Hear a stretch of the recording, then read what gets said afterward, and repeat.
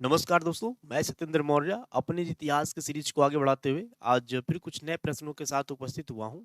ये जो सारे प्रश्न हैं UPSC, UPPSC, net JRF exam, TGT, PGT व अन्य एग्जाम जैसे बीपीएससी जिनमें इतिहास पूछा जाता है के लिए बहुत ही महत्वपूर्ण है। हम इन प्रश्नों के माध्यम से इतिहास के एक बहुत बड़े सेक्शन का रिवीजन करेंगे, साथ ही साथ अपने आगामी एग्जाम्स को देखते हुए प्रैक्टिस भी करेंगे। मैं आपको बताना चाहूँगा, इससे पहले मैंने जितने भी प्रश्न सॉल्व कराए हैं वो सारे के सारे प्रश्न आधुनिक भारत से संबंधित थे, परंतु आज से मैं जितने भी प्रश्न सॉल्व कराऊंगा लगभग 300 या 400 प्रश्न होंगे, जिनमें केवल और केवल प्राचीन भारत और मध्यकालीन भारत, ओके, यानी ब्रिटिशर्स जब भारत में प्रवेश करेंगे तब तब तक रहेगा ना, प्राचीन काल से लेकर तब तक के लिए रहेगा, ओके, यानी मुगल्स के अंतिम मुगल तक।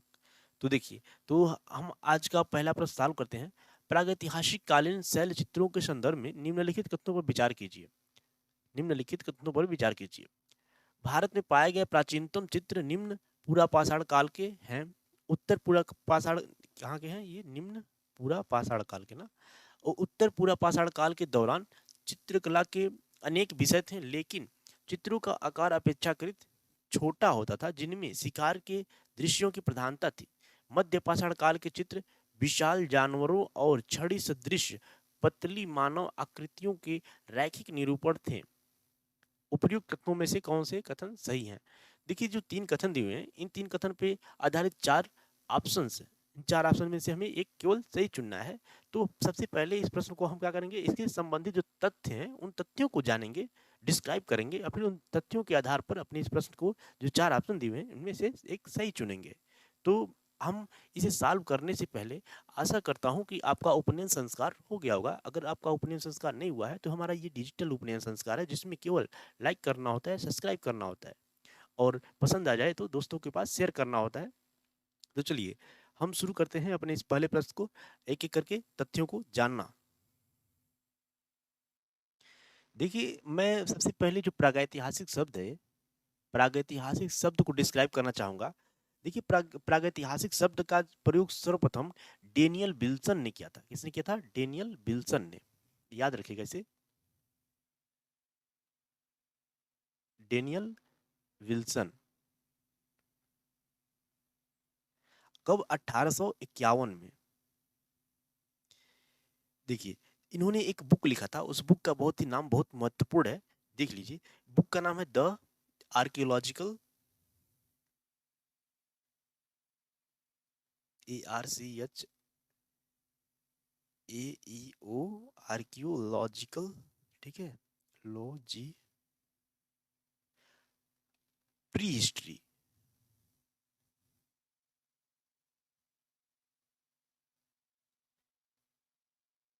Annuls of Scotland, annuls of SCOTLAND। तो ये नाम याद रखिएगा ना, बहुत ही महत्वपूर्ण नाम है। इसी बुक में इन्होंने सबसे पहले डेनियल विल्सन महोदय ने प्रागैतिहासिक शब्द का प्रयोग किया था, प्रागैतिहासिक काल का प्रयोग किया था। प्रागैतिहासिक मतलब प्रागैतिहासिक मतलब जो ऐतिहासिक काल है उससे पहले के जो काल है, ठीक है, यानी पूर्व। प्राक मतलब पूर्व, तो उसका मतलब प्राक, प्राक मतलब पूर्व होता है, ठीक है, इसका मतलब प्राक, जिसका मतलब होता है क्या? पूर्व है, यानी पूर्व ऐतिहासिक काल, ऐतिहासिक काल से पहले के जिस जो आएगा उसमें क्या बोलेंगे? प्रागैतिहासिक काल बोलेंगे। देखिए, जो प्रागैतिहासिक काल है, इसे कार्बन 14 एक पद्धत होता है जिसके माध्यम से काल निर्धारण किया जाता है। कोई भी जो आज से लगभग जो पुराने पुरातात्विक साक्ष्य होते हैं, पुरातात्विक साक्ष्य यानी जो उत्खनन से जो साक्ष्य मिलते हैं, उनका उनका कार्बन 14 विधि के माध्यम से डेट का निर्धारण किया जाता है और पता लगाया जाता है कि आज से यह कितने साल पहले तत्व था, मतलब इसकी मतलब उसमें प्रयोग में लाया गया था, ठीक है। तो यह पता लगाया जाता है किसके माध्यम से? कार्बन 14 पद्धति के माध्यम से। उसी पद्धति से यह डेट निकाला गया है कि जो यह प्रागैतिहासिक काल है उसका निर्धारण किया जाता है। और देखिए, प्रागैतिहासिक काल का निर्धारण तीन भागों में किया जाता है। प्रागैतिहासिक काल का निर्धारण 3 भागों में किया जाता है। देखिए अब आज का हमारा ये पहला प्रश्न है और ये प्राचीन इतिहास से संबंधित है, तो मैं इसे थोड़ा-सा डीप में डिस्क्राइब करना चाहूँगा, इसलिए ताकि आपका जो ये काल निर्धारण अगर आपको नहीं पता होगा, अगर पता होगा तो आप वीडियो को थोड़ा स्पीड कर लीजिएगा, 1.25 या 1.50 अपनी सुविधा अनुसार बढ़ा लीजिएगा, अगर नहीं तो फिर आप ध्यान से सुनिए इसको। देखिए, मैं बताना चाहूँगा आपको, जो प्रागैतिहासिक काल है, यह 3 भागों में बाँटा जाता है। सबसे पहला देखिए, प्रागैतिहासिक मतलब पाषाण काल, ओके? तो पाषाण काल कितने भागों में बाँटा जाता है? देखिए, पाषाण काल, ठीक है? यानी पाषाण काल उसे बोलेंगे जिस समय मानव जो पाषाण पत्थर के निर्मित औजारों का अधिकतम प्रयोग करते थे, उस समय लोहा और धातु से वो लोग परिचित नहीं थे। तो वो अपने अधिक से अधिक जीविकोपार्जन करने के लिए पाषाण का ही प्रयोग करते थे। यानी खाद्य संग्राहक, यानी कि वो क्या थे, खाद्य संग्राहक थे और आखेटक थे। कब? पाषाण काल के लोग थे। पाषाण काल भी कई कई भागों में बटा हुआ है। अभी मैं बात करूंगा कि किस काल के लोग आखेटक और खाद्य संग्राहक थे, किस काल के लोग कृषि को जानते थे करना। ओके, देखिए मैं इसे शॉर्ट में बताना चाहूँ तो पाषाण काल को 3 भागों में बांटा जाता है। पाषाण काल को 3 भागों में बांटा जाता है। पहला, पूरा पाषाण काल, पूरा पाषाण काल। दूसरा, मध्य पाषाण काल।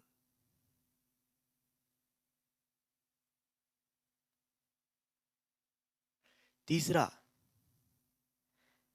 नवपाषाण काल।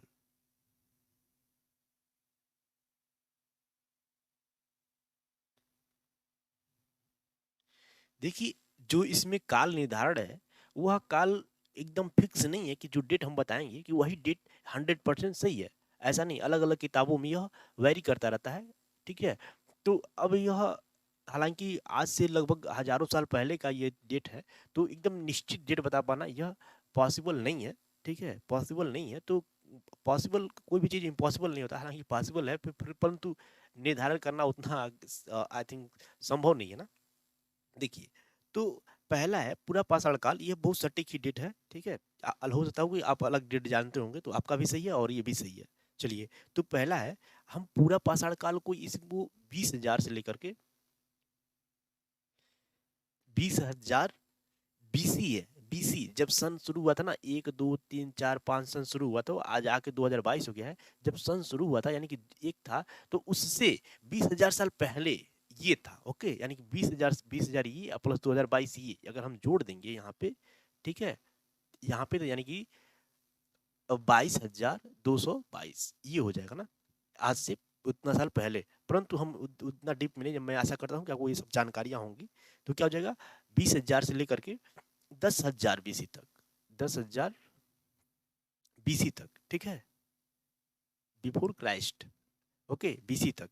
ये पूरा पाषाण काल था और मध्य पाषाण काल था। अब ये 10,000, यहाँ 10,000 पे ये समाप्त हुआ, तो 10,000 से क्या होगा, शुरू होगा। 10,000 से ये शुरू होगा और कहाँ तक चलेगा, ये जाएगा आपका 4,000 बीसी तक। कहाँ तक जाएगा, 4,000 बीसी तक। यहाँ पे 4 के लिख दे रहा हूँ ना, के मतलब 1000, ये हो गया 4 के बीसी। अब देखिएगा, ये केबीसी नहीं है, कौन बनेगा करोड़पति, ठीक है? ये 4,000 है, ओके? देखिए, अब ये 4,000 पे ये खत्म हुआ, तो 4,000 पे क्या हो जाएगा, शुरू हो जाएगा। ये क्रोनोलॉजी समझिएगा, सॉरी, क्या हो जाएगा, ये हो गया 4,000। ये 4,000 से कहाँ तक जाएगा, लगभग 3,000 तक जाएगा। और इसी काल में 3,000 का जब ये काल, नौ पाषाण काल खत्म होता है, तो उसी समय विश्व की जो प्राचीनतम सभ्यताएं हैं, जैसे मेसोपोटामिया की सभ्यता, अपनी भारत की जो सभ्यता है, और इंडस वैली सिविलाइजेशन, मेसोपोटामिया की सभ्यता, मिस्र की सभ्यता, बेबीलोनियन की सभ्यता, ऐसी बहुत सारी सभ्यताएं, विश्व की प्राचीनतम सभ्यताएं इसी समय उभर कर आती हैं, नौ पाषाण काल के समाप्ति के जस्ट बाद, ठीक है? यानी कि संक्रमण काल है एक प्रकार से, नौ नौ पाषाण काल, और जो ये जो पीरियड आएगा उसके बाद, यह क्या होगा, उसी समय के सभी जो विश्व की प्राचीनतम सभ्यताएं हैं, विश्व पटल पे उभर कर आएंगी। तो ये हो गया नौ पाषाण काल। अब देखिए, जो यह पूरा पाषाण काल है, इस काल में मानव केवल पत्थर का ही प्रयोग करता था। पत्थर पत्थर का ही औजार के रूप में प्रयोग करता था। तो औजार उनका औजार निर्माण करने की जो विधि थी, टेक्निक थी, केवल उसी के आधार पे, यह केवल और केवल पत्थर के निर्माण पर ही यह सब पत्थरों से जो औजार निर्मित करते थे उसी के आधार पर यह वर्गीकरण किया गया है। ठीक है, तो अब ध्यान दीजिएगा, जो पूरा पाषाण काल है इसमें इसमें केवल पत्थर का ही औजार का प्रयोग करते थे वो लोग। और उस पे उसी टेक्निक के आधार पर इसको भी 3 भागों में बांटा गया है। पहला है निम्न पूरा पाषाण काल, पूरा पाषाण काल। दूसरा मध्य पूरा पाषाण काल। और तीसरा उच्च पूरा पाषाण काल।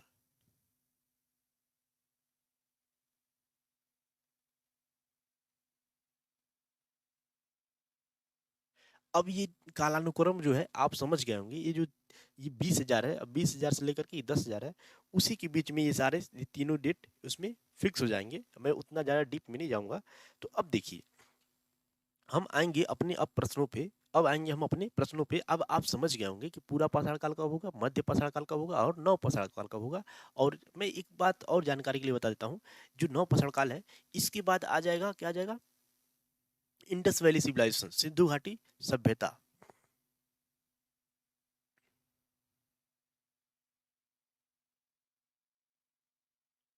सिंधु घाटी सभ्यता, सिंधु घाटी सभ्यता के समाप्त होने के बाद बीच में थोड़ा सा डार्क एज भी कह सकते हैं। उसके बाद क्या आ जाएगा, वैदिक काल।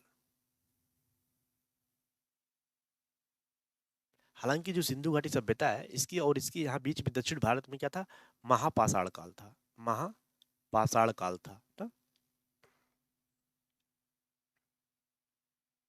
कहाँ पे, दक्षिण भारत में, दक्षिण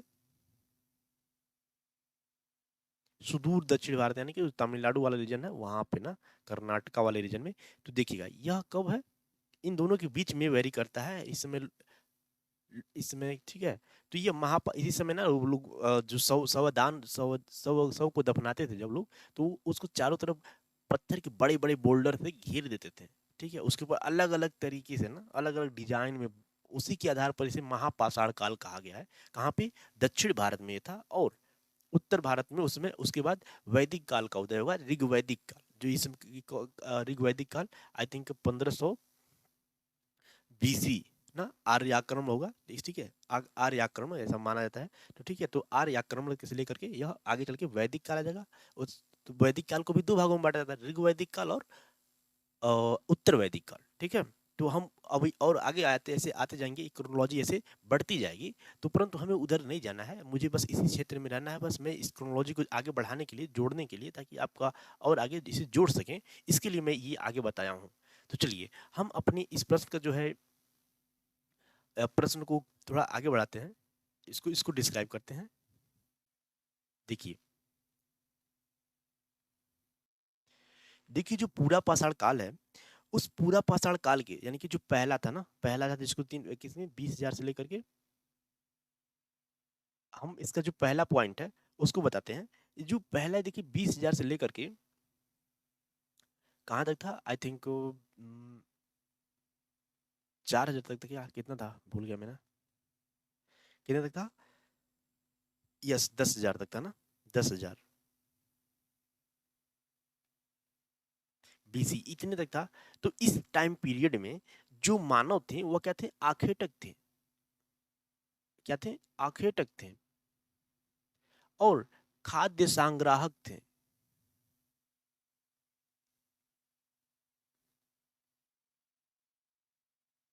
संग्राहक थे। आखेटक मतलब वह जानवरों का शिकार करते थे, शिकार करके ही उनसे अपना अ, भोजन प्राप्त करते थे। और दूसरा खाद्य संग्राहक यानी कि जंगल में जाकर के वह अपना अनाज जो भी मिलता था, वो फल फूल जो भी उनको मिलता था, उसी से अपना पेट भरते थे, उसी से अपना आहार प्राप्त करते थे। तो यानी कि वो क्या थे, आखेटक थे और खाद्य संग्राहक थे। उनका जब जीवन क्या था, जंगली था। वो अभी स्थिर रूप से नहीं रहते थे, आज यहाँ कल वहाँ, जहाँ उनको मिलता था वहां से भटकते रहते थे जंगल में और शिकार करते रहते थे। तो वो क्या थे, आखेटक थे और खाद्य संग्राहक थे। इसे ध्यान रूप से ये जो वर्ड है इसे याद रखना है। अभी कौची जी देखिए, जो इस समय के लोग थे वह आखेटक थे, यानी कि शिकार करते थे। जब शिकार करते थे तो वो लोग पत्थर के अलग अलग एंगल से, अलग अलग टेक्निक से काट करके पेबुल, हैंडेक्स, क्लीवर आदि ऐसे बहुत सारे नाम है ना, हालांकि आगे चल करके हैंडेक्स, क्लीवर आएंगे, परंतु इसमें पत्थर के बहुत बोल्डर्स को काट करके, ठीक है, उसके फलक जो उसमें से मारते हैं ना, फट जाता है पत्थर, फलक निकाल करके उस फलक से औजार बनाते थे, ठीक है, औजार बना करके उसी से शिकार किया करते थे। तो आप देखिएगा क्या करते थे, फलक का प्रयोग करते थे, इसका फलक किसके रूप में, हथियार के रूप में, हथियार के रूप में यह प्रयोग किया करते थे।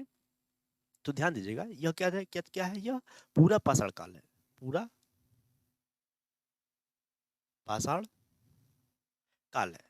अब देखिए, जो भारत में अब तक जो प्राचीनतम चित्र मिले हैं ना, भारत में जो अब तक के प्राचीनतम चित्र मिले हैं, वह कहाँ के थे, उत्तर पूरा पाषाण काल के हैं, उत्तर पूरा पाषाण काल के हैं। आप ध्यान दीजिएगा, इसमें जो है भारत में अब तक जितने भी क्या मिले हैं, चित्र मिले हैं, चित्र मिले हैं, वो सारे के सारे कहाँ के हैं, उत्तर पूरा पाषाण काल के हैं, इस काल के हैं। मैं यहीं पे सबब लिख दूंगा ना, उत्तर पूरा पाषाण जितने भी काल मिले हैं ना, यहाँ से मिले हैं। भारत में जितने भी चित्र मिले हैं, भारतीय चित्र, भारतीय मतलब भारत, भारत में मिले प्राचीनतम चित्र ना, भारत में यहीं से मिले हैं, ठीक है, प्राचीनतम चित्र यहीं से मिले हैं। अब ध्यान दीजिएगा, तो इस आधार पर अगर हम देखें, तो भारत में अब तक के प्राचीनतम चित्र कहाँ से मिले हैं, उत्तर पूरा पाषाण काल, उच्च पूरा पाषाण काल बोले या उत्तर बोले, ये एक ही बात है ना, उत्तर पूरा पाषाण काल, ठीक है, या उच्च पूरा पाषाण काल के ही यहाँ भारत में जो अ, चित्रकला के साथ मिलना शुरू होते हैं। अब देखिए, जो उत्तर पूरा पाषाण काल के चित्र हैं, वह किसमें, हरी और गहरी लाल रेखाओं के रूप में मिलते हैं, किसमें मिलते हैं, कलर इसका क्या है, हरा है प्लस लाल, दो कलर में मिलते हैं, ठीक है, यानी कि जो चित्र बना है उसमें दो कलर की प्रधानता है, किसमें, हरा और लाल, दो कलर मिलते हैं, ये देखिएगा। इस तरह से इसी प्रश्न को अलग से घुमा कर भी किसी और टेक्निक से भी पूछ सकता है, किस कलर की प्रधानता है, तो हरा है और लाल है। अभी इसका मैं एग्जाम्पल भी आपको दूंगा। तो देखिए, हम किसके बारे में बता रहे हैं, उत्तर पूरा पाषाण काल के बता रहे हैं, मध्य पूरा पाषाण काल और निम्न पूरा पाषाण काल जो ऊपर वाले हैं उसमें चित्र नहीं मिले हैं, हम उत्तर पूरा पाषाण काल यानी कि ये तीसरे वाले बता रहे हैं। अभी इसी आधार पे हमारा जो ऑप्शन ऊपर का है एलिमिनेट हो जाएगा। देखिए, तो हरी और लाल रंग की क्या है, इसमें प्रधानता है, इनमें से कुछ छड़ी जैसे, यानी कि छड़ी जैसे पतले पतले डंडे होते हैं ना, डंडे जैसे मानव आकृतियां, यानी कि समझ गए, डंडे डंडे जैसे पतले पतले छड़ जैसे, बस रेखा रेखा खींच करके मानव की आकृतियां उकेरी गई हैं, लेकिन अधिकांश चित्र बड़े बड़े जानवरों के हैं, क्या है, बड़े बड़े जानवरों के हैं, ठीक है, बड़े बड़े जानवरों के हैं, निर्मित किए गए हैं, जैसे भैंस, हाथी, बाघ, गैंडा, शुअर, इन सभी जानवरों के चित्र उकेरे गए हैं, कहाँ पे, उसमें के जो चट्टान हुआ करते थे, ठीक है, पहाड़ियों के चट्टानों पे, वहां पे उकेरा गया है। अभी हमें कुछ चट्टानों का नाम बताऊंगा। देखिए, लेकिन कुछ ऐसे भी चित्र हैं अधिकांश जो ज्यामिति आकार के हैं, किस आकार के हैं, ज्यामिति आकृतियों से भरे पड़े हैं। ऐसे चित्रों को शिकारियों को कोई संबंध नहीं दिखाया गया। जो इस समय के जो उच्च पूरा पाषाण काल के हैं, इस समय के, इसमें क्या है, शिकारियों से कोई संबंध नहीं है, ठीक है, वो शिकारी जानवर से कैसे संबंधित है यह नहीं दिखाया गया है, ठीक है। अब देखिए, लेकिन जो चित्र है, हरे रंग के जो चित्र है, वह नर्तक, कौन है, ये नर्तक, यानी कि नाच, डांसिंग वाले नर्तक, नाचते हुए कुछ दिखाया गया है। और जो लाल वाले जो है, यह शिकारियों से संबंधित है, किससे संबंधित है, शिकारियों से संबंधित है। हाँ, तो ये भी अंतर याद रखना है, जो हरा कलर है वह नर्तक से संबंधित है और लाल कलर जो है वह शिकारियों से संबंधित है। चलिए हम आगे चलते हैं। तो इसी का एक एग्जाम्पल है, इसी का एक एग्जाम्पल है क्या, अ, अल्मोड़ा और बारछीना वाले मार्ग पे, ठीक है, मैं इसको उतना डीप में नहीं जाऊंगा, सुयाल नदी के किनारे है, लखुड़ी डियार, लखुड़ी डियार। अब हम और आगे आते हैं यहाँ पे, अ, मैं इसे इरेज कर दूं क्या, एक मिनट, ठीक, इसका जो एग्जाम्पल है क्या है, सुयाल नदी के किनारे एक जगह है, कहाँ पे है यह, अल्मोड़ा, उत्तराखंड में ना, अल्मोड़ा उत्तराखंड में, ठीक है, उत्तराखंड में यह सुयाल नदी है, उसी नदी के किनारे एक जगह है, लखुड़ी डियार, देखिएगा, लखुड़ी यार, लखुड़ी यार, ठीक है। इसी लेखहिया भी बोलते हैं क्या इसी को? नहीं, ठीक है, लखुड़ियार ना। यहाँ पे जो शैल चित्र हैं मिलते हैं, ओके, शैल चित्र मिलते हैं लखुड़ियार पे, ठीक है। अब ध्यान ध्यान दीजिएगा, यहाँ पे जो ऊपर मैंने जो चित्र का डिस्क्राइब किया है वो सारे चित्र यहीं पे प्राप्त होते हैं। अब देखिए, जो इस तरह प्रागैतिहासिक काल के अनेक चित्र मिले हैं वह लखुड़ियार से ही मिले हैं। लखुड़ियार मतलब, लखुड़ियार इसका शब्द होता है लाख चित्र। क्या होता है इसका मतलब? 1 लाख गुफाएं, 1 लाख गुफाएं ना। जो लखड़ियार है, लखुड़ियार, इसका मतलब होता है 1 लाख गुफाएं ना। तो ये याद रखना है, ठीक है। यानी लखुड़ियार के संबंध किससे है? उच्च पुरा पाषाण काल से है, ठीक है। अब देखिए, तो ये हो गया उच्च पुरा पाषाण काल के बारे में।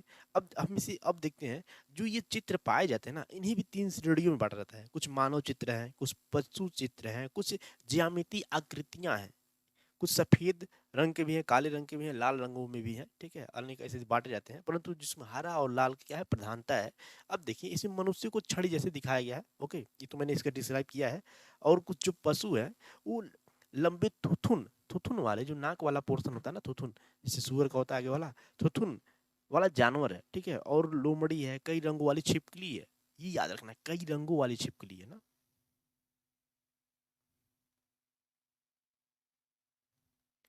छिपकली ये कितनी है? कई रंगों वाली छिपकली है। अब देखिएगा, तो ऐसे जिसपे क्या होगा, लहरदार रेखाएं है ना, मतलब रेखाओं के माध्यम से उसको दिखा दिया गया, बॉडी को दिखा दिया गया है। आयताकार है, ज्यामिति है, डिजाइन में है, अनेक बिंदुओं में है, ठीक है। तो ये क्या था? ये सारे के सारे जो लखुड़ियार में जो चित्र मिले हैं, ठीक है, उन्हीं चित्रों के बारे में हमने डिस्क्राइब किया है। और यह किससे संबंधित है? उच्च पूरा पाषाण काल है। और भारत में अब तक के जो प्राचीनतम मिले हैं साक्ष्य, वह उच्च पूरा पाषाण काल से ही मिले हैं। अब हम थोड़ा सा और देख लेते हैं आगे चल के, ये मध्य पाषाण काल। कौन सा? मध्य पाषाण काल। हम यहाँ पे मध्य पाषाण काल को देख लेते हैं।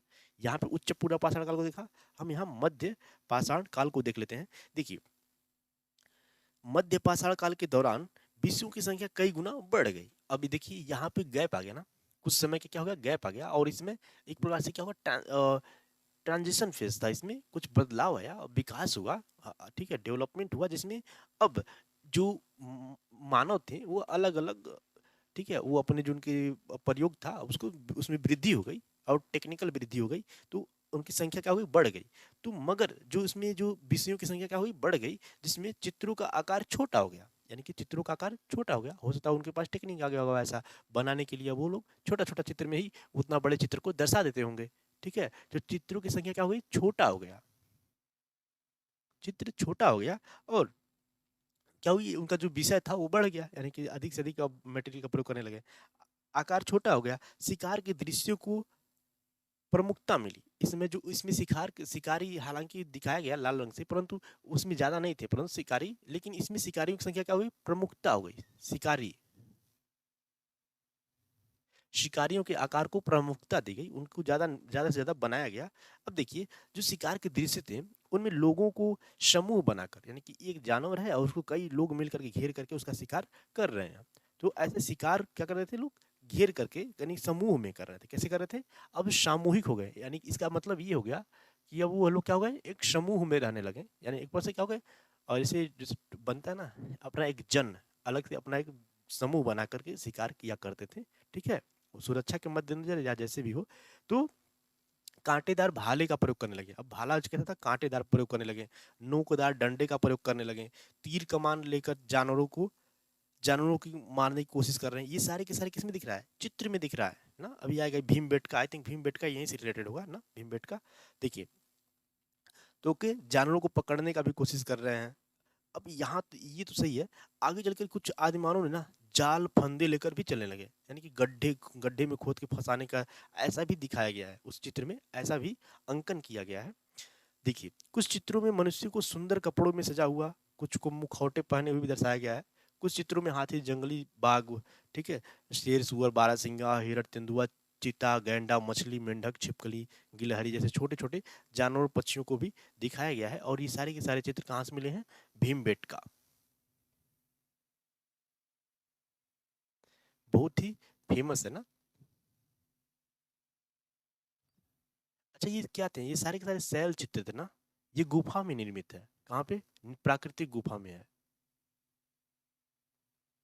ठीक है, प्राकृतिक गुफा में। और ये क्या है, शैल चित्र है, आई थिंक छोटे छोटे सील के जो पत्थर होते थे उन पत्थरों पे निर्मित होंगे ये वाले सारे, ठीक है। तो देखिए हमने डिस्कस किया, अब आपको आशा करता हूँ जो पाषाण काल का जो वर्गीकरण है कैसे हुआ, और उत्तर पूरा पाषाण काल में जो मानव ने जिसका प्रयोग किया, यानी कि जो चित्रकला था उसके बारे में मैंने यहाँ पे डिस्कस किया। और ये लखुड़ियार है जो है भारत में, यह क्या था, यह प्राचीनतम है जहाँ से शैल चित्र का प्राप्त हुई है। परंतु ये क्या है, मध्य पाषाण काल के भीमबेटका से प्राप्त हुआ ना, भीमबेटका से काफी और डेवलप रूप में प्राप्त हुआ है। और ये वर्तमान में भी क्या है, वर्तमान भी है, इसमें भी मौजूद है, ठीक है, काफी हद तक ना। चलिए, तो हम अपने चलते हैं प्रश्न की तरफ, और जो डिस्कशन किया है इस डिस्कशन के आधार पर हम इस प्रश्न को सॉल्व करते हैं। देखिए पहला है, भारत में पाए गए प्राचीनतम चित्र निम्न पुरा पाषाण काल के हैं। हमने निम्न पुरा पाषाण काल का डिस्कशन ही नहीं किया, डिस्कशन ही नहीं किया। ओके, यहाँ पे देखिए हमने उच्च पुरा पाषाण काल से अपना डिस्कशन शुरू किया था। हालांकि निम्न पुरा पाषाण काल के लोग भी खाद्य क्या थे, शिकारी थे और खाद्य संग्राहक थे, ठीक है, यानी कि क्या कहेंगे शिकारी को, ठीक है, अ, ओके, शिकारी थे और खाद्य संग्राहक थे। तो ये हम नहीं, इसमें नहीं जाएंगे, डिस्कशन नहीं करेंगे। उत्तर पूरा पाषाण काल के दौरान चित्रकला के अनेक विषय थे। उत्तर पूरा पाषाण काल के दौरान चित्रकला के अनेक विषय थे। चित्रों का आकार अपेक्षाकृत छोटा होता था, जिसमें शिकार के दृश्य को प्रधानता दी गई थी। नहीं, इसमें शिकार के जो उत्तर पूरा पाषाण काल था या उच्च पूरा पाषाण काल था, इसमें शिकार के दृश्य को प्राधान्यता नहीं दी गई थी। जानवरों के बड़े बड़े आकार होते थे ना, बस ऐसे और नॉर्मली बना दिए गए थे, ठीक है, बड़े बड़े जानवर थे, शिकार को प्राथमिकता नहीं दी गई थी। शिकार को प्राथमिकता दी गई थी मध्य पाषाण काल में, इसमें दी जाएगी शिकार को प्राथमिकता, ठीक है। और चित्र इसमें क्या हो जाएंगे, जैसे जैसे एज बीतता जाएगा उसी से इनका चित्र क्या हो जाएगा, छोटा होता जाएगा, आकार छोटा होता जाएगा, और छोटे आकार में ही उतने बड़े आकार को दर्शा देंगे। ओके, यानी कि उनके पास टेक्निक आता जाएगा, कला का टेक्निक आता जाएगा, ठीक है। तो ये क्या हो जाएगा, मत ये भी क्या हो जाएगा, गलत हो जाएगा। नहीं, क्या होते, बड़े थे, चित्र बड़े थे अपेक्षाकृत, और उनका जो विषय था वो छोटा था, क्योंकि भी उनका हो सकता है डेवलपमेंट नहीं ना हुआ हो। ओके, तो ये गलत हो जाएगा। तीसरा, मध्य पाषाण काल के लिए, मध्य पाषाण काल के जो चित्र थे विशाल जानवरों और छड़ी सदृश पतली मानव आकृतियों के रैखिक निरूपण थे। देखिए जो मध्य पाषाण काल के जो चित्र थे विशाल जानवरों के नहीं है, हमने अभी डिस्कस किया जो उच्च पूरा पाषाण काल के थे वो थे, उच्च पूरा पाषाण काल के वो थे, वो बड़े बड़े जानवर थे विशाल, उनके जो आकृतियां थी डंडे के रूप में रैखिक रूप में निरूपण की जाती थी। ओके, हालांकि जो मध्य जो भीम बेटका से मिला है मध्य पाषाण काल के, उसमें भी रैखिक रूप से मिला है, जानवर है जो शिकार करते हुए दिखाया गया ना, पुरुषों को, ठीक है, आदमी मनुष्य को, उसमें डंडे के जैसे रेखा रैखिक रूप में भी दिखाया गया है, परंतु उनका आकार छोटा है, छोटा आकार है, ठीक है, काफी सटीक है, स्पष्ट मालूम चलता है उसमें कौन सा जानवर है, कौन सा ये पुरुष है या महिला है, काफी काफी हद तक ज्यादा मालूम चलता है ना। तो इस तरह से हम देखते हैं ये भी क्या है, गलत है। और इसमें क्या थे, समूह में भी मध्य पाषाण काल में लोग अब समूह में भी शिकार करते थे, यानी एक जानवर हो जैसे हिरन हो और उसके चारों तरफ लोग घेर के ऐसे तीर भाला तीर कमान से मारने की कोशिश कर रहे हैं ना। तो ये भी क्या हो जाएगा, ये भी गलत हो जाएगा। हम देखते हैं ये जो जो इसमें कौन सा, सबका सब गलत है, सबका सब गलत है, तो उपयुक्त में से कोई नहीं, उपयुक्त में से कोई नहीं। मैं आशा करता हूँ आप जो ये प्रश्न है इसको एंजॉय कर रहे होंगे, क्योंकि काफी लंबा मैंने इसको डिस्कशन किया है, परंतु काफी डीप में इसको मैंने डिस्क्राइब करने का कोशिश किया है। ये जो इसमें इंपॉर्टेंट बात है, यह डेनियल विल्सन का नाम याद रखना है, और ये बुक का नाम रखना है, और ये क्रोनोलॉजी याद रखना है कि कैसे डेट का वर्गीकरण किया गया, ठीक है, पूरा पाषाण काल का कैसे वर्गीकरण किया गया है। चलिए, तो हम चलते हैं अपने नेक्स्ट प्रश्न पे।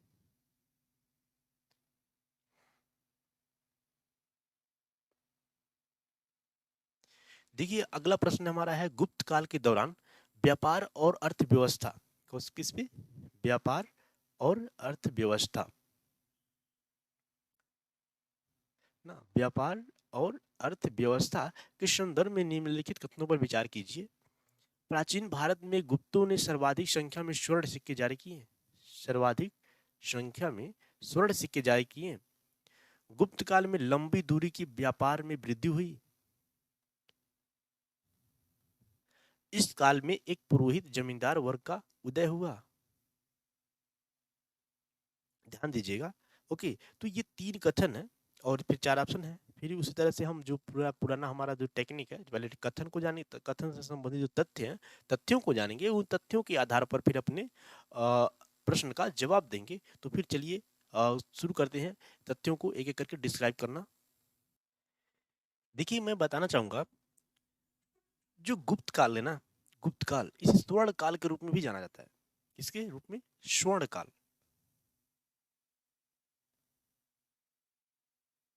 गुप्त काल है, पहले हम थोड़ा शॉर्ट में जो गुप्त काल है उसके बारे में जान लेते हैं। तो गुप्त काल को स्वर्ण काल के रूप में भी जाना जाता है। इसकी स्थापना कब हुई थी? आई थिंक तीसरी शताब्दी में ना, कब हुई थी? गुप्त साम्राज्य तीसरी शताब्दी में इसकी स्थापना हुई थी। ओके, हालांकि जो 319 बीसी है, 319 एडी, हम यहाँ पे क्या लिखेंगे? एडी लिखेंगे। एडी में गुप्त संवत की शुरुआत यहीं से होती है ना, गुप्त संवत। गुप्त संवत की शुरुआत यहीं से होती है, परंतु इससे पहले भी घटोत्कच आ चुके हैं, और घटोत्कच से पहले भी श्रीहर्ष आ चुके हैं। ओके, यानी कि 275 के आसपास से। कहां से? 275 एडी। इसी समय गुप्त वंश की स्थापना हुई थी, जिसकी स्थापना किसने की थी?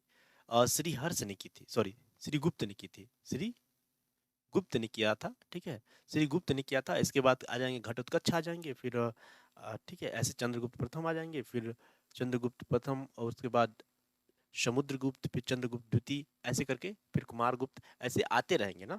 तो हम ज्यादा उधर क्रोनोलॉजी में नहीं जाएंगे, जब मैं इतिहास पढ़ाऊंगा तो फिर इसको डीप में समझाने का कोशिश करूंगा।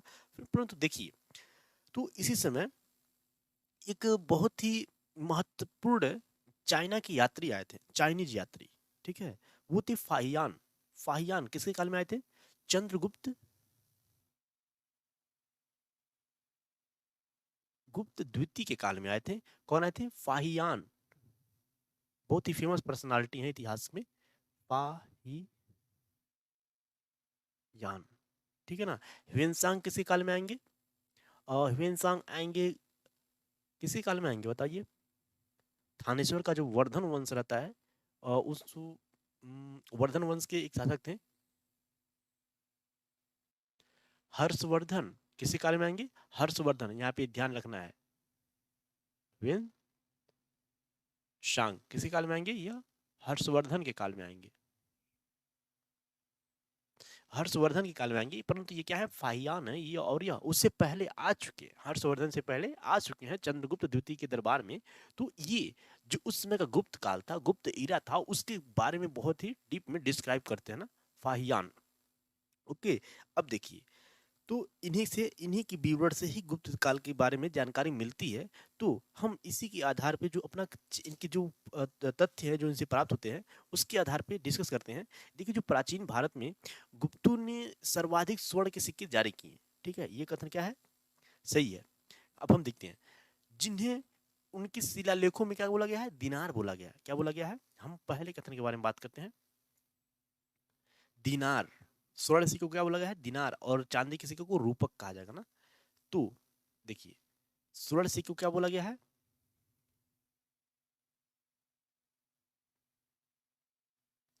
इसे बोला गया है दिनार, और चांदी के सिक्कों को क्या बोला जाएगा? रूपक बोला जाएगा।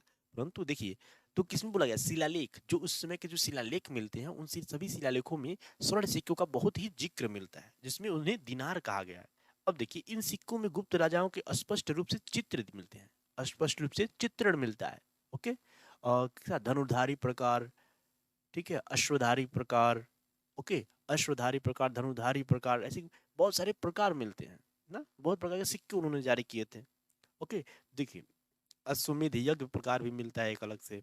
ओके, राजा रानी प्रकार की मुद्रा, तो सभी मुद्राओं पे उनकी स्पष्ट रूप से चित्रण है, और पृष्ठ भाग पे परम भागवत, और जिनकी उपाधियां हैं अलग अलग नामों से, परम परम भागवत यानी वैष्णव धर्म के क्या थे? अनुयायी थे ना, गुप्त शासक मैक्सिमम। तो क्या थे? तो उनकी उपाधियां उपाधियां भी अंकन किया गया है, हम उधर नहीं जाएंगे। परंतु देखिए, इनका क्या है? सिक्कों पे एक भाग पे इनका चित्रण मिलता है, जिसमें युद्ध एवं कला के प्रति परवर्ती गुप्त राजाओं के प्रेस का संकेत मिलता है।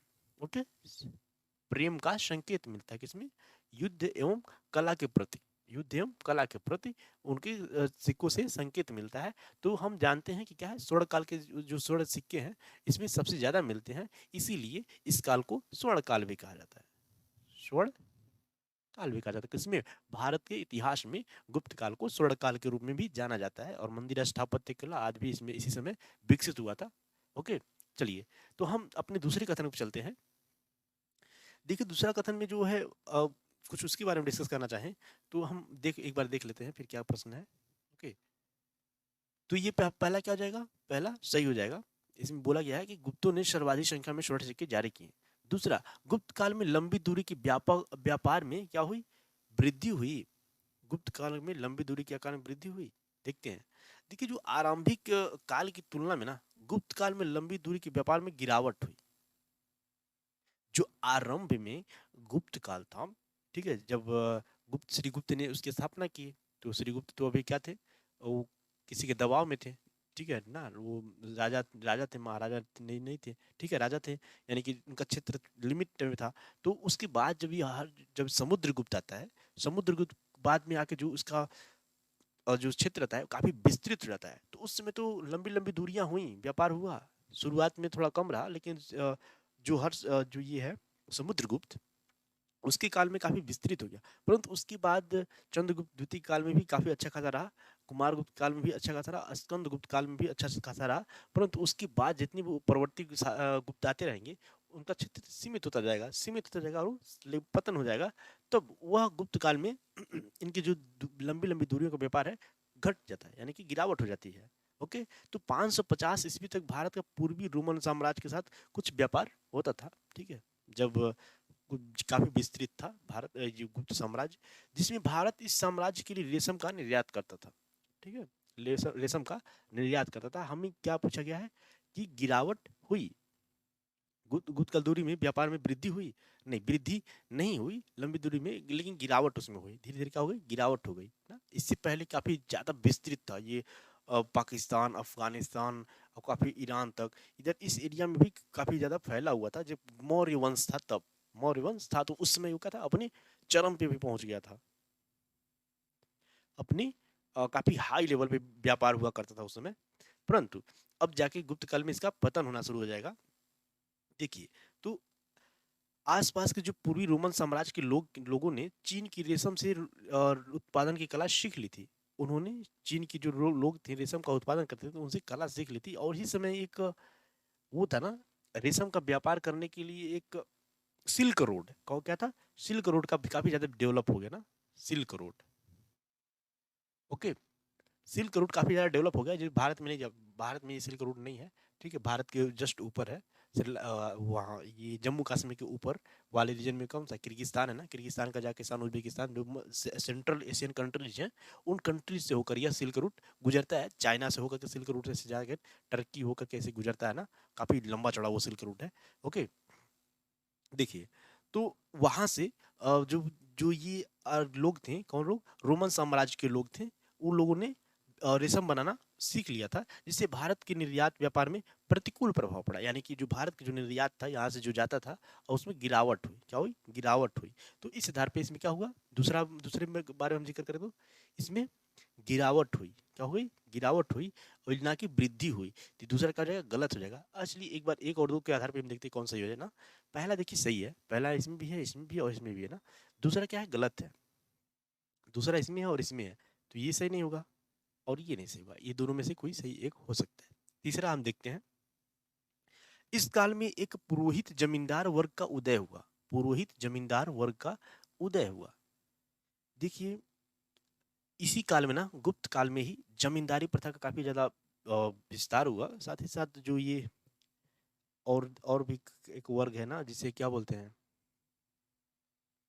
मतलब जो छोटे छोटे क्षेत्रों में जमींदार का विकास होना शुरू हो जाएगा, और जमींदार बड़े होकर धीरे धीरे धीरे धीरे सामंतवाद, किसका, सामंतवाद का विकास होगा ना, मैं भूल रहा था, सामंतवाद, ध्यान दीजिएगा, क्या चीज, सामंतवाद,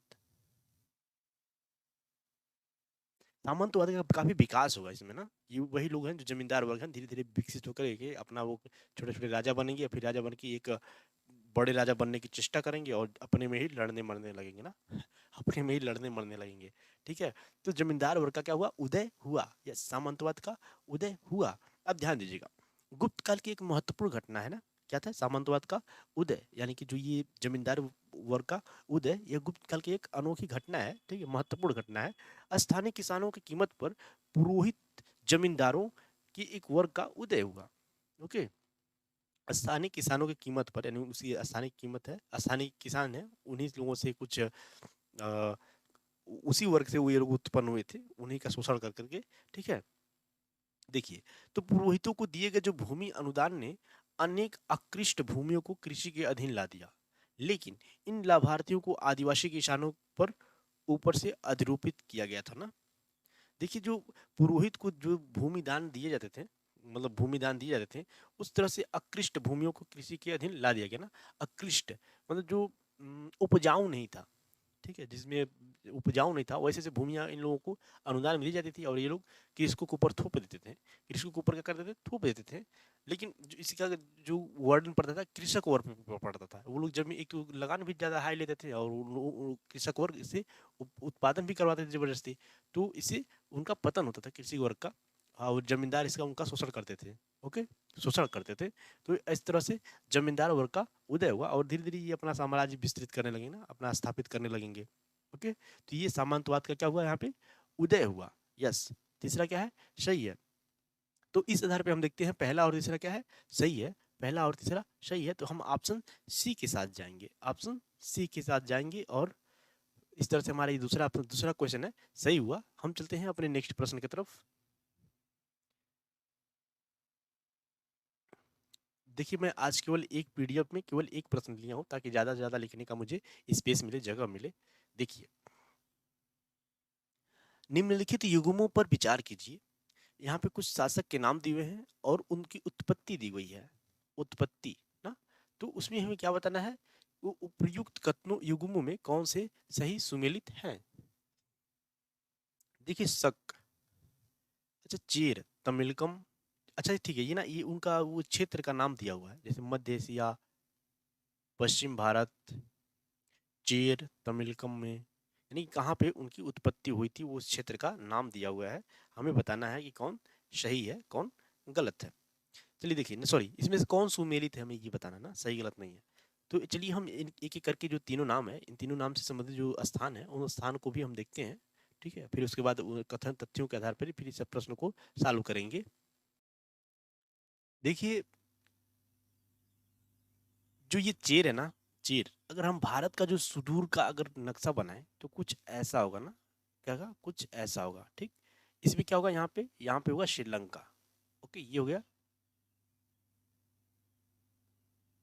श्रीलंका, ये हो गया श्रीलंका। अब देखिए,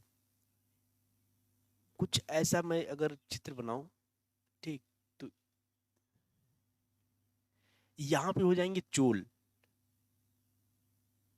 यानी कि कोरोमंडल तट। इस बार तमिलनाडु का जो तट है, इसी क्या बोलते हैं, कोरोमंडल तट। मैं थोड़ा सा जियोग्राफी भी पढ़ा दे रहा हूँ। कोरो कोरोमंडल तट ना, यहाँ पे पाक जल संधि है। ठीक, याद रखना, पाक जल संधि भारत की मेनलैंड को और श्रीलंका को मेनलैंड को अलग करती है ना, यानी कि पाक जल संधि जो दो जल संधियों को, एक एक जल संधि, एक ये दोनों को जोड़ती है। ओके, तो ये क्या हो गया, चोल। यहाँ पे क्या हो जाएंगे, चेर। और यहाँ पे क्या हो जाएंगे, चोल, चेर, पांड्य, क्या हो जाएंगे, पांड्य।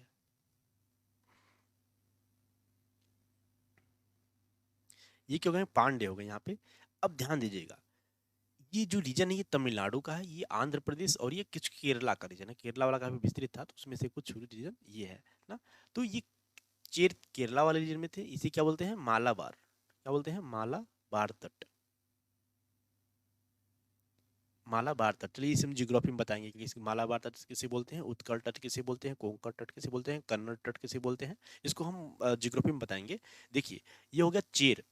चेर कहाँ पे थे, केरला वाले रीजन में थे। और चोल कहाँ पे थे, तमिलनाडु वाले रीजन में थे। और पांड्य कहाँ पे थे, आंध्र प्रदेश और तमिलनाडु के कुछ भागों में यहाँ पे पांड्य थे। काफी यह अस्थायी रहा ना, ये जो चोल वंश है, ये ईसा पूर्व, द्वितीय ईसा पूर्व के आसपास जब वो संगम हुआ था, संगम से लेकर के चोल, उस समय कुछ बीच में इनका कुछ पतन भी हुआ, परंतु ये आगे चल के, और कब तक, 10वीं शताब्दी में, 10वीं शताब्दी 9वीं शताब्दी, उस समय जब वो बृहदेश्वर मंदिर, राजराजेश्वर मंदिर, राजराज प्रथम, ठीक है, राजराज प्रथम, राजेंद्र प्रथम, उन लोगों ने इस तरह के जो यहाँ पे दक्षिण पूर्व एशिया के यहाँ पे देश हैं, दक्षिण पूर्व एशिया के देश पे, उन सब पर भी कब्जा कर लिए थे ना, काफी हद तक ये पूरा एरिया कब्जा कर लिए थे। इसी के आधार पर जो बे ऑफ बंगाल है, उन्हें चोलों का बोला जाता था ना। चोलों का ये क्या था, एक क्या बोलते हैं, पॉन्ड बोल देंगे ना, चोलों का एक पॉन्ड था, पोखरा बना लिए थे, एक प्रकार से घेर लिए थे। ओके, सागर, चोल सागर भी से कहते हैं, क्या बोलते हैं, चोल सागर भी कहा करते हैं। ओके, इस तरह से एक मूवी से बना है चोल साम्राज्य पे, देखिएगा ध्यान से, मैं मूवी का नाम भूल रहा हूँ। तो ये क्या हो गया, चोल। हम इस पे नहीं जाएंगे, हमें बात करना है चेर पे, हमें क्या बात करना है, चेर पे। तो पहला बात है, तो हाँ, तो ये क्या, तमिलकम, जो दक्षिण भारत, सॉरी, जो भारत का दक्षिण सुदूर पूर्व का ये क्षेत्र है ना, इसे तमिलकम बोला जाता है। क्या बोला जाता है, तमिलकम। इस पूरे क्षेत्र को तमिलकम बोला जाता है। और इसकी उत्पत्ति कहाँ पे हुई थी, तमिलकम में हुई थी। यस, कहाँ पे हुई थी, तमिलकम, ये तमिलकम का रीजन है। तो ये वाला क्या है, सही सुमेलित है। देखिए ध्यान से दीजिएगा, अब देखिए मैप के थ्रू आप समझेंगे तो काफी आसान लगा होगा। जो शक थे, यह कहाँ पे थे, मध्य एशिया से। कहाँ से थे, मध्य एशिया से थे। हम इसके बारे में डिस्क्राइब करते हैं, ये कहाँ के थे, मध्य एशिया। अच्छा, एक चीज, इसकी राजधानी कहाँ थी चीरों की, चीरों की राजधानी कहाँ पे थी, वज्जी में थी। कहाँ पे थी, वज्जी, ध्यान दीजिएगा, वज्जी में थी ना। ओके, इसकी राजधानी वज्जी में थी। देखिए जो शक थे, यह मूल रूप से कहाँ थे, मूल एशिया, एशिया जो है ना आज का एशिया, वहां से थे। मध्य एशिया, जहाँ पे 5 देश है ना, किर्गिस्तान, कजाकिस्तान, तुर्कमेनिस्तान, उज्बेकिस्तान, ऐसे करके 5 देश हैं। उन्हीं 5 देशों में से ये वह जो था मध्य एशिया, वहीं से ये लोग शक आए थे। शक शासक था ना, महाक्षत्रप क्षत्रप का उपाधि धारण करते थे। शक छत्र था नाहपान, जिसे गौतमीपुत्र सतकर्णी ने हराया था। ओके, तो ये याद रखिएगा, वो लोग क्या थे, जो नाहपान था, चष्टन था, वो लोग शक थे। ओके, वो कहाँ से आते, मध्य एशिया से आए थे। अपना साम्राज्य विस्तार मध्य एशिया से लेकर के वो जो भारत का जो कौन सा पाकिस्तान वाला रीजन है, पाकिस्तान, अफगानिस्तान और ये सब, इस वाले रीजन पे कब्जा कर लिए थे। ओके, पंजाब वाले रीजन से लेकर सटे हुए, तो उन सब में मध्य एशिया से लेकर के यहाँ उत्तर उत्तर पश्चिम भारत तक क्या कहते, कब्जा कर लेते। काफी बड़ा साम्राज्य था। अच्छा देखिएगा, जो ये जो साम्राज्य था ना, ये मध्य एशिया से लेकर के जो उत्तर पश्चिम भारत है, यहाँ तक कब्जा किए थे। तो इसके बीच में जो सिल्क रूट है ना, सिल्क रूट, उस समय का जो सिल्क रूट था, काफी ज्यादा प्रचलित था सिल्क रूट। इस सिल्क रूट पे इन्होंने नियंत्रण कर लिया था। और इस जो लंबी दूरियां थी, इस सिल्क रूट पे थ्रू व्यापार होता था, उसी सिल्क रूट के माध्यम से ये लोग काफी ज्यादा आय प्राप्त करते थे, काफी ज्यादा आय प्राप्त करते थे इससे से ना, काफी ज्यादा आय प्राप्त करते थे। और इसीलिए इनका जो साम्राज्य था काफी सख्त था, काफी फेमस हुए थे। ओके, अब देखिए, तो ये हो गए शक, इनकी उत्पत्ति कहाँ हुई थी, मध्य एशिया में हुई थी। तो ये क्या हो जाएगा, हमारा दूसरा ऑप्शन भी सही हो जाएगा। तीसरी ऑप्शन की हम बात करते हैं, कुषाण। कुषाण बोल रहे हैं पश्चिम भारत। कहाँ पे, पश्चिम भारत। पश्चिम भारत में क्या आ जाएंगे, महाराष्ट्र ले सकते हैं हम। ऐसे अगर मैप बनाएं भारत का, तो ऐसे हो जाएगा ना, ठीक है, थोड़ा मैप ऐसे। तो यहाँ पे ये हो गया गुजरात, और यहाँ पे हो जाएंगे, यहाँ पे हो जाएगा महाराष्ट्र। ये हमें और ये GU, ठीक है, गुजरात। गुजरात और महाराष्ट्र, इस वाले रीजन में, ये रीजन जो है ना, ये पश्चिमी भारत माना जाता है। ओके, ये उत्तर पश्चिम, पूर्व उत्तर पश्चिम हो जाएगा भारत, इधर पूर्वी भारत हो जाएगा ना, हम जियोग्राफी में नहीं जाएंगे। देखिए, तो ये हो गया गुजरात और महाराष्ट्र। इस रीजन में बोल रहा है कि किसका, कुषाणों का हुआ था। देखिए जो कुषाण थे, आपको याद होगा, कुषाण मथुरा में थे ना काफी, कुषाण। उसी समय जो भारत की जो कलाएं है ना, 2 कला, कौन सी कला, गांधार कला, मथुरा कला, ठीक है, गांधार कला ना, जो मूर्ति कला, इन्हीं के समय पे डेवलप हुआ था। किसमें, कुषाणों काल पे। अच्छा, इस कुषाण का एक बहुत ही फेमस शासक है, कनिष्क। कनिष्क ना, यह कौन सा, कौन सा संवत चलाया था, शक संवत। जो भारत का राष्ट्रीय संवत है ना, शक संवत, ठीक है, नहीं विक्रम संवत आई थिंक, ठीक है। तो शक संवत चलाया था कब, 78 AD में, AD में ना। तो ये याद रखना, शक संवत इसी का शासक है। ये कहाँ पे था, पश्चिम भारत में नहीं था, उत्तर पश्चिम भारत में था, ठीक है ना। उत्तर पश्चिम भारत, जो पंजाब वाला रीजन है, ठीक है, पंजाब, ये हरियाणा, ठीक है, वो जम्मू कश्मीर का कुछ रीजन, ठीक है, पाकिस्तान का कुछ सिंध वाला रीजन, ठीक है। तो उन सब जगह पे यह जो कौन थे, कुषाण थे। और कुषाण एक कबीलाई जातियां थी, जो 5 कबीले थे ना, जो चीन के जो बॉर्डर है, चीन और दो दक्षिण एशिया, सॉरी, जो मध्य एशिया और दक्षिण पश्चिमी चीन, जो ठीक है ना, वहाँ पे उस रीजन में ये लोग रहा करते थे। वहीं से जो 5 जो जातियां निकली थी, उन्हीं में से एक जात थी यूची जात। उसी से यह भारत की जो एक शाखा थी यूची शाखा, वही यहाँ पे आई थी। ठीक है, तो ये याद रखना है। ठीक है, ये कहाँ पे इनकी उत्पत्ति मध्य एशिया से हुई थी। ओके, तो ये क्या हो जाएगा, मध्य एशिया से, ये क्या हो गया, गलत हो जाएगा ना, ये गलत हो जाएगा। पश्चिम भारत नहीं है, इनकी मध्य एशिया से इनकी उत्पत्ति हुई है, तो ये गलत। तो इस तरह से हम देखते हैं पहला दूसरा क्या है, सही है। पहला दूसरा क्या ही सही है, तो इस तरह हमारा ऑप्शन सी क्या हो जाएगा, सही जवाब हो जाएगा। चलिए हम आगे चलते हैं। इसी से संबंधित अगला प्रश्न है।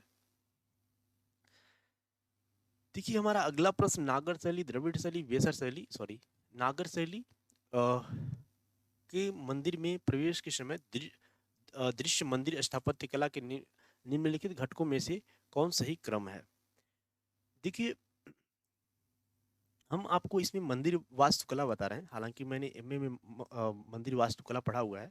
तो इसमें देखिए, जो मंदिर वास्तुकला में बताऊं, तो नागर शैली की बात की जा रही है। नागर शैली कहाँ पे है, उत्तर भारत में। उत्तर भारत में कहाँ, जो ये विंध्यन पर्वत है ना, कौन सी, विंध्यन पर्वत, विंध्यन पर्वत से लेके उत्तर हिमालय तक, उस वाले रीजन में जो कला विकसित हुई थी मंदिर वास्तुकला की, उसे क्या बोलते हैं, नागर शैली बोलते हैं। उसे नागर शैली बोलते हैं। यह मंदिर वास्तुकला की एक शैली है जिसपे मंदिर का निर्माण किया जाता है, और इस शैली उस समय निर्मित हुई थी, और आज के समय भी जो मंदिर बनते हैं इसी शैली के अनुकरण पर ही बनते हैं। तो ठीक है, हम बात करते हैं नागर शैली के बारे में। देखिए जो मंदिर वास्तुकला की 3 प्रमुख शैलियां विकसित हुई थी, नागर शैली, दक्षिण में द्रविड़ शैली, और बीच में बेसर शैली। ध्यान दीजिएगा, मैं नक्शा बना देना, ठीक है, अब चर्चा कर रहे हैं, थोड़ा सा कर ही लेते हैं। देखिए, तो ये हो गया भारत का ये वाला रीजन, ये हो गया गुजरात वाला रीजन, और अगर हम इधर आ जाएं तो इधर आ जाएंगे। ओके, तो हम इधर नहीं जाएंगे। देखिए यहाँ पे है पहाड़ियाँ है ना, कौन सी पहाड़ियाँ हैं, विंध्यन पहाड़ियाँ हैं, और यहाँ पे नदियाँ बहती हैं, नर्मदा और ताप्ती नदियाँ बहती हैं। ठीक है, नर्मदा और ताप्ती 2 नदियाँ बहती हैं। तो इस वाले रीजन में जितने भी मंदिर बनेंगे वो क्या हो जाएंगे, नागर, नागर शैली हो जाएंगे। उड़ीसा के जितने भी मंदिर हैं ना, नागर शैली में ही है। और इस वाले रीजन में जो मंदिर बनेंगे वो किस में हो जाएंगे, बेसर, बेसर शैली में बनेंगे। और जो इस वाले रीजन में बनेंगे मंदिर ना, वो किस में बनेंगे, द्रविड़, द्रविड़ शैली में। अभी आज भी अगर मंदिरों का निर्माण होता है तो इन्हीं तीनों शैलियों में से ही एक शैली में मंदिर का निर्माण होता है। तो ये बेसर शैली जो है, नागर शैली और द्रविड़ शैली का मिक्स रूप है ना, मिश्रित है, वैसे क्या बोलेंगे, बेसर शैली बोलेंगे, मिश्रित रूप को बेसर शैली। ओके, याद रखना है। चलिए, तो हम आगे चलते हैं। तो ये 3 शैलियां हैं, और दक्षिण में जो द्रविड़ जो यहाँ पे था, वहाँ पे द्रविड़ शैली है दक्षिण में, सुदूर दक्षिण में। देखिए कुछ नागर शैली की कुछ हम विशेषताएं बताते हैं। नागर शैली, ठीक है, नागर शैली जो मंदिर है उसको हम बताते हैं कैसे बनता है। देखिए जो नागर शैली है, यह एक चबूतरा होता है। मैं कुछ थोड़ा सा आकार बताता हूँ। एक चबूतरा होता है, ऐसे चबूतरा बना रहेगा। ठीक है, ऊंचा चबूतरा, किस पे, चबूतरा, चबूतरा रहेगा। और उस चबूतरे के ऊपर ना, ध्यान दीजिएगा, यहाँ पे एक,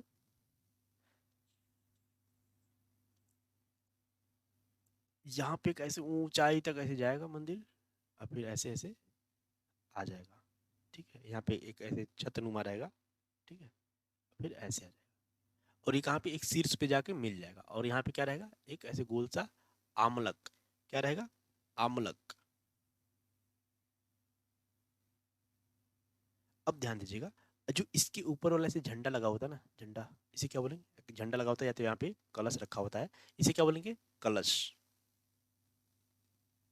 कलश, ध्यान दीजिएगा, इसे क्या बोलेंगे, कलश बोलेंगे। अब देखिएगा, ये जो ऊपर वाला जो है ना, इसे शिखर भी बोलते हैं। जो ऊपर वाला ये सारे है, इसे शिखर बोलते हैं।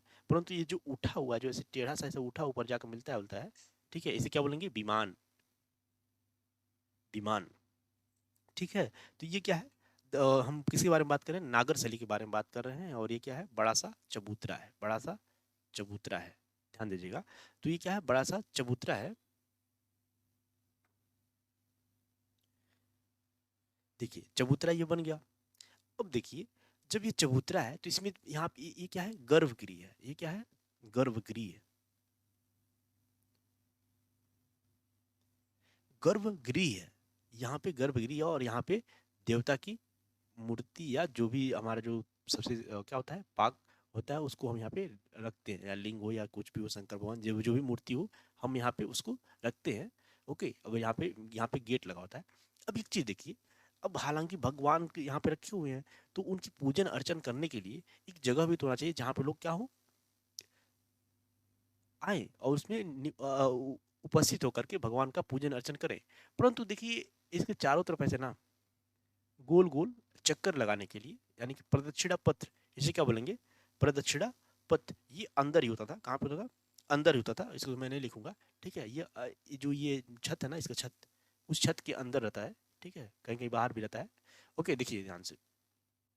तो एक और भी होता था ऐसे गोलनुमा, एक और भी ऐसे क्या होता है, मंडप, इसे क्या बोलेंगे, मंडप बोलेंगे, ठीक है। कभी कभी कैसा होता था, हालांकि जो ये इसका जो गर्भगृह का शीर्ष है काफी ऊंचा होता था, काफी ऊंचा होता था। उससे छोटा ये होता था ना, ये भी ऐसे शीर्ष होता था, शीर्ष नुमा होता था, ठीक है। तो ये क्या है, मंडप है, मंडप है। अब ध्यान दीजिएगा, ये क्या हो गया, मंडप हो गया। अब देखिए मंडप हो गया। अब इसके यहाँ पे भी एक छोटा सा ऐसे होता था गेट, क्या था ये, अभी अभी क्या है ये चबूतरा, क्या है ये, छत ही चल रहा है। इसका ये हो गया ना चबूतरा, हो गया चबूतरा।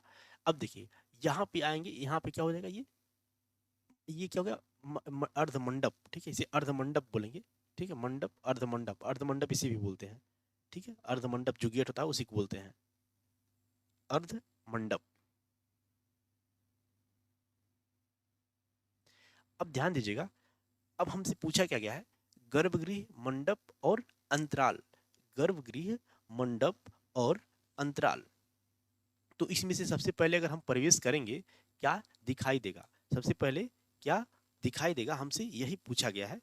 अच्छा एक चीज बताइए, ये मंदिर है ना, ये मंदिर का ये क्या है, आमलक है। ये क्या है, विमान, इसी को विमान बोलते हैं। ये मुख्य गर्भगृह पे मंदिर है। और कुछ ऐसे भी और भी इसमें ऐसे बने होते हैं, कुछ और भी ऐसे ऐसे छोटे छोटे बनाए गए होते हैं, जिसे क्या बोलेंगे, इस वाले रीजन को, यानी कि जो ये रीजन है और इस क्षेत्र को, दोनों को कनेक्ट करने वाले को क्या बोलेंगे, इस वाले रीजन को, आ, मैं इसको इधर लिख दे रहा हूँ ना, इस वाले रीजन क्या बोलेंगे, क्या बोलेंगे, अंतराल, अंतराल,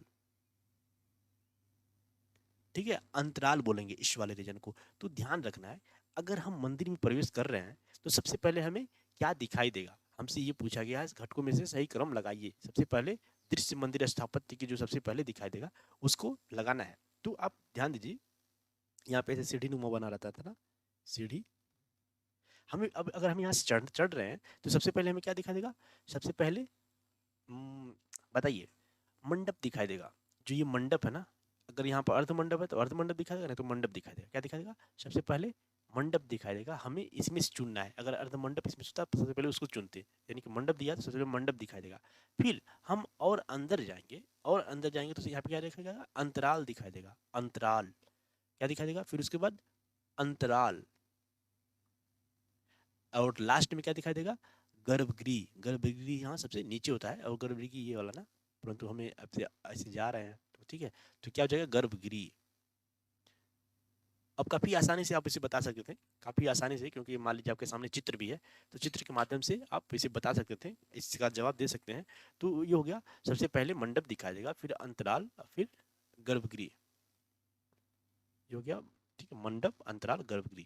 तो सबसे पहले दो तीन एक, दो तीन एक, ध्यान दीजिएगा ना। चलिए, तो ये हमारा हो गया चौथा प्रश्न। अब हम चलते हैं अपने अगले प्रश्न पे।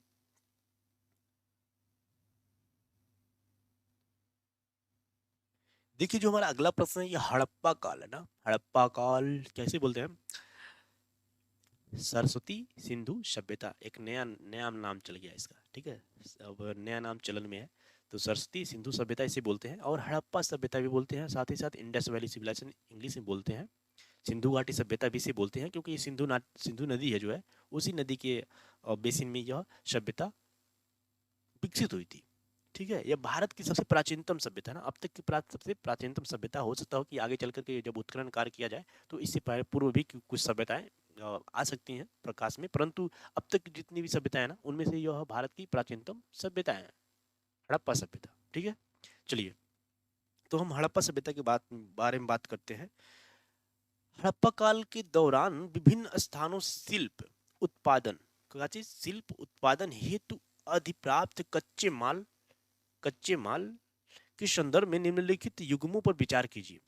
कच्चा माल क्या है, तांबा। बोला गया तांबा कहाँ से प्राप्त होता था, हमें वो जगह है उसमें दिया हुआ है, अब बताना है कि कौन से सुमेलित है, कौन से सुमेलित है। दूसरा लाजवर्द मणि, ये तो अफगानिस्तान से प्राप्त होता है ना, ये तो देखते ही पता चल गया होगा। ठीक है, ये लाजवर्द मणि कहाँ से प्राप्त होता है हमें ये बताना है। शेल खड़ी ईरान, शेल खड़ी ईरान में भी, अभी देखते हैं। ये शेल खड़ी ईरान से बोल रहा है। चौथा कार्निलियन, गुजरात से। चलिए हम हमेशा की तरह फिर से इसके तथ्यों को जानेंगे और फिर तथ्यों के आधार पर इस प्रश्न को सॉल्व करेंगे। तो चलिए फिर से एक एक करते शुरू करते हैं। देखिए जो हड़प्पा सभ्यता है, हड़प्पा, हम ज़्यादा उसकी डीप में नहीं जाएंगे, परंतु इसके मोटी मोटा देखना चाहें तो सॉरी इसके संदर्भ में ही बात करेंगे। ओके, क्योंकि ये काफ़ी विस्तृत टॉपिक है, अगर उसमें मैं चला गया तो फिर उसमें फंसा रह जाऊंगा। ओके चलिए देखिए, हड़प्पा वासी शिल्प उत्पादन हेतु कच्चा माल प्राप्त करने के लिए विभिन्न तरीकों से वो लोग प्राप्त करते थे। कुछ कच्चे माल अपने ही क्षेत्र से प्राप्त कर लेते थे, कुछ कच्चे माल का व्यापार के माध्यम से प्राप्त करते थे। ठीक है, किसी दूसरे रीजन से प्राप्त करते थे और यहाँ से कुछ कच्चे माल वहाँ भेजते थे उनकी आवश्यकताओं के अनुसार, यानी कि व्यापार के माध्यम से कच्चे माल की प्राप्ति करते थे। साथ ही कुछ स्थानीय जगहों से भी कच्चे माल की प्राप्ति करते थे। कौन, हड़प्पावासी। देखिए हालांकि यह व्यापार प्रधान सभ्यता है। क्या है, व्यापार प्रधान सभ्यता है, इसलिए ओके। देखिए तो उन्होंने नागेश्वर बालाकोट में जहां शंख आसानी से क्या थी, उपलब्ध था, वहां बस्तियां स्थापित की। ठीक है, शंख, ध्यान दीजिएगा।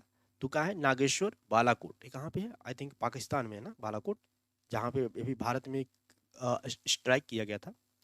ओके, कौन सा, सर्जिकल स्ट्राइक या एयर स्ट्राइक, ठीक है, दोनों किया गया था। तो उस स्ट्राइक में ना हम उधर नहीं जाएंगे। देखिए तो ऐसे कुछ अन्य जो कच्चे माल हैं जो अलग अलग स्थानों से प्राप्त करते थे, उसमें है अफगानिस्तान में एक जगह है सुर्तगुई। यह अब तक की इंडस वैली सिविलाइजेशन की प्राप्त सबसे उत्तरतम बिंदु है। हालांकि अभी उत्खनन कार्य चल रहा है, तो फिर हो सकता है कि आगे चल के और भी उत्तर में इसका विस्तार पाया जाए, परंतु ये सुर्तगुई कहाँ पे, अफगानिस्तान में है, उसी की एक स्थल है। तो सुर्तगुई से जो अत्यंत कीमती माने जाने वाले नीले रंग के पत्थर, क्या चीज, अत्यंत कीमती माने जाने वाले नीले रंग की पत्थर,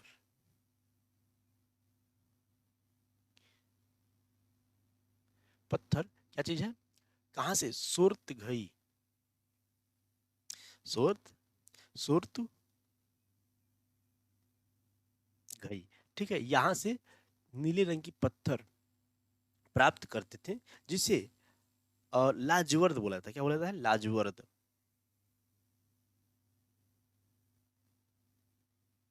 और ये कहाँ पे है, अफगानिस्तान में, अफगानिस्तान में। ओके, तो इस तरह से लाजवर्द कहाँ से मिल गए, अफगानिस्तान से। ओके, दूसरा क्या है, सही है, तो दूसरा इसमें नहीं है तो ये वाला कैंसिल। ध्यान दीजिएगा।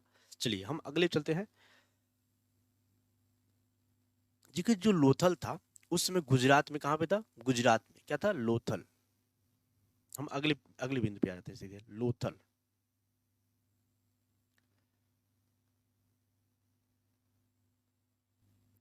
देखिए जो लोथल है ये कहाँ पे है, गुजरात में है।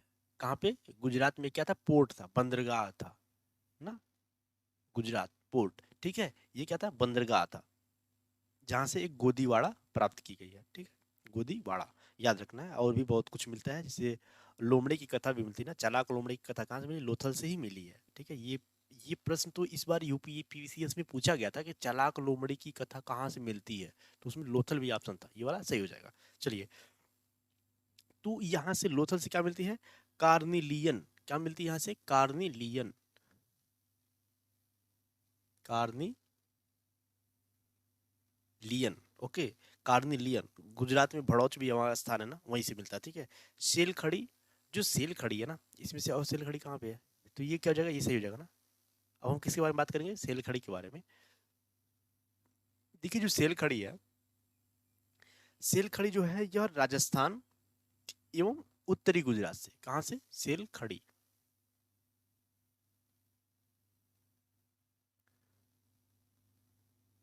राजस्थान प्लस और उत्तरी गुजरात, गुजरात ना, नॉर्थ साउथ, नॉर्थ गुजरात, यहाँ से सेल खड़ी मिलता था। तो इस आधार पर अगर देखें तो सेल खड़ी ईरान से तो नहीं है, परंतु देखते हैं क्या हो सकता हो ईरान से मंगाया जाता हो। ठीक है, ये क्या हो जाएगा, ये हमारा हम्म, तो सेल खड़ी ईरान से तो है नहीं, गुजरात से है और राजस्थान से है, तो ये वाला गलत हो जाएगा ना, ये वाला गलत हो जाएगा। चलिए अब हम पहले के बारे में बात करते हैं, तांबा। देखो तांबा का ना काफी एक इम्पोर्टेंट सोर्स है, जो राजस्थान में भी मिलता था, राजस्थान में भी मिलता था। राजस्थान का एक खादान है ना, खेतड़ी। हाँ, कौन सा? तांबा, पहले मैं यहाँ लिख देता हूँ, ये हो गया तांबा। कहाँ से? राजस्थान का एक जगह है खेतड़ी, बहुत ही फेमस है ना, खेतड़ी। यहाँ से तांबे के लिए यहाँ से मिलता था ना, ये खान है एक खेतड़ी में। अब देखिए दक्षिण भारत में सोने के लिए, दक्षिण भारत से क्या सोने वो लोग प्राप्त करते थे, दक्षिण भारत से सोना, सोना कहाँ से? दक्षिण भारत से, मैं यहाँ लिख दे रहा हूँ।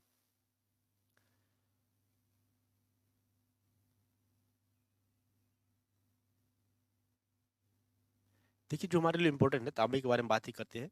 तो इस तरह से अभियान भेज करके वो दक्षिण भारत से सोना भी प्राप्त करते थे।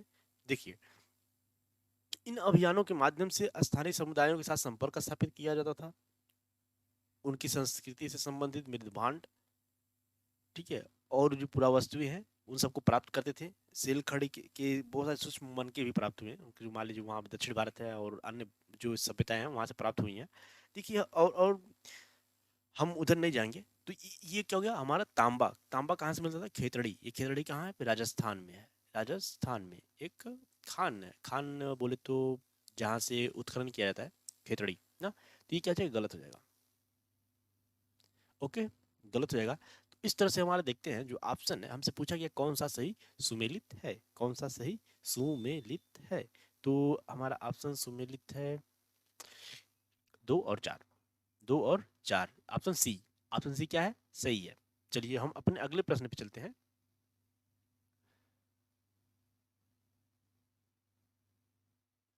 देखिए दक्षिण भारत में भक्ति आंदोलन, नैनार और अलवार भक्ति आंदोलन के संदर्भ में निम्नलिखित कथनों पर विचार कीजिए। दक्षिण भारत में भक्ति आंदोलन चला था ना, नैनार और अलवार शैव धर्म और वैष्णव धर्म के अनुयायी थे। देखिए नैनार नैनार मार्गदर्शक शिव भक्त थे। नलई रादिव्यम प्रबंधम अलवारों की रचनाओं की प्रमुख काव्य संकलनों में से एक था। ये 2 कथन दिए हुए हैं, इन 2 कथन के आधार पर 4 ऑप्शन दिए हुए हैं, 4 ऑप्शन के में से हमें एक सही चुनना है। तो फिर क्या करेंगे? सबसे पहले हम इससे संबंधित तथ्यों को जानेंगे, फिर तथ्यों के आधार पर इस प्रश्न के ऑप्शंस को चुनेंगे। तो चलिए एक एक करके हम डिस्क्राइब करते हैं। ध्यान दीजिएगा, जो अलवार और नैनार थे ना, मैं इनको बारे में बताता हूँ। अलवार और नैनार, अलवार जो थे ये भगवान विष्णु वैष्णव धर्म के, किसके? विष्णु यानी कि वैष्णव धर्म के अनुयायी थे, वैष्णव धर्म के अनुयायी थे ना। और जो नैनार थे ये शैव धर्म के अनुयायी थे, शैव धर्म के अनुयायी थे। तो अब देखिए इस आधार पे हम देखते हैं, तो नैनार किसके धर्म थे?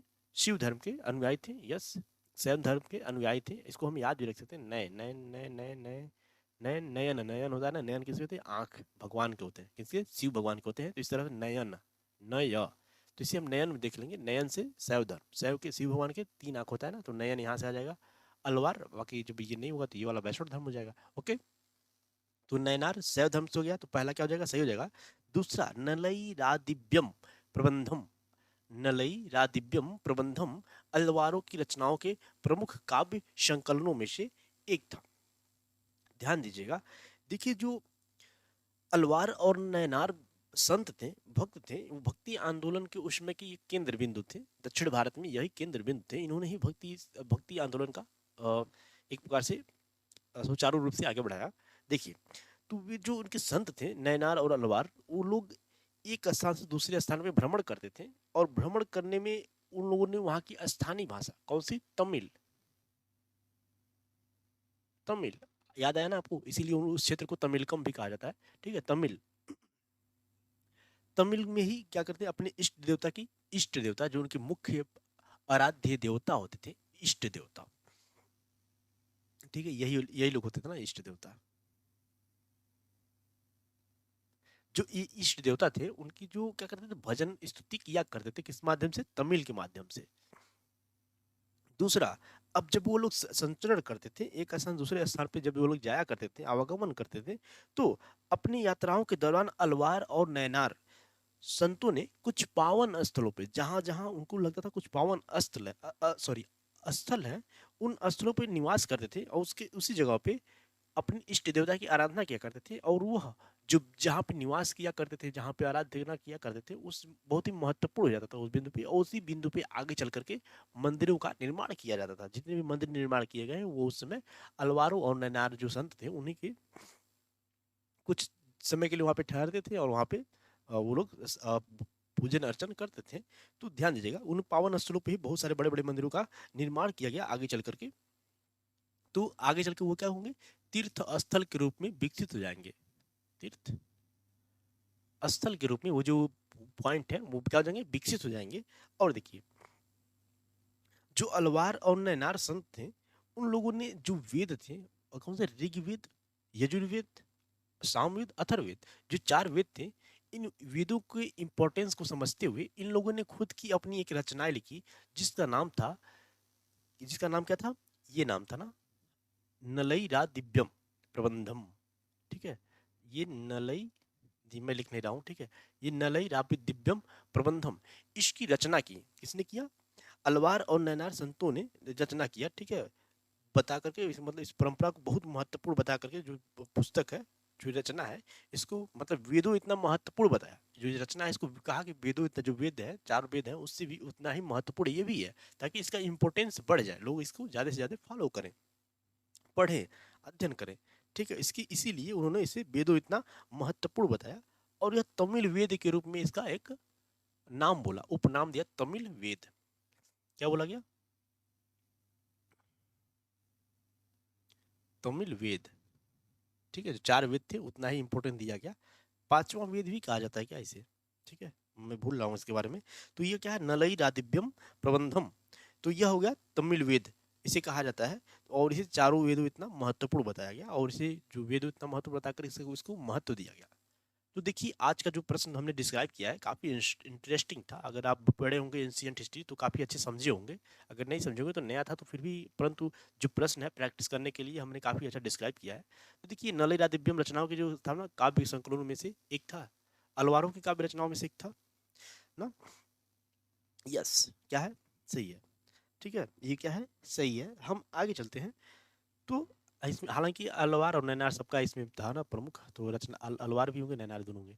ओके, तो ये हो गया, इसका ऑप्शन सी सही हो जाएगा। एक और दो दोनों सही है, हमसे पूछा है कौन सही है, कौन सही है। चलिए, तो हमने इसमें अलवार, देखिए हमारा आज का मैं केवल 6 प्रश्न ही लिया था। ठीक है, फिर इसी तरह मैं और छोटे छोटे वीडियो लेकर आऊँगा, और एंशियंट हिस्ट्री और मीडिवल हिस्ट्री से जितने भी प्रश्न मैं लूँगा, उन सभी को लेकर के एक लॉन्ग वीडियो, जिसमें मैराथन वीडियो होगा, और इसमें हम इतना डीप में डिस्क्राइब नहीं करेंगे, उसमें बस शॉर्ट में बताते हुए पूरा प्रश्न सॉल्व करना रहेगा, 5 से 6 घंटे में पूरा प्रश्न सॉल्व करना रहेगा, ताकि आप कहीं भी उसे रिवीजन कर सकें, एग्जाम से पहले, एग्जाम जैसे माहौल से गुजर सकें। चलिए, तो हम एक ओवरव्यू देख लेते हैं, हम आज आज हमने क्या क्या सीखा।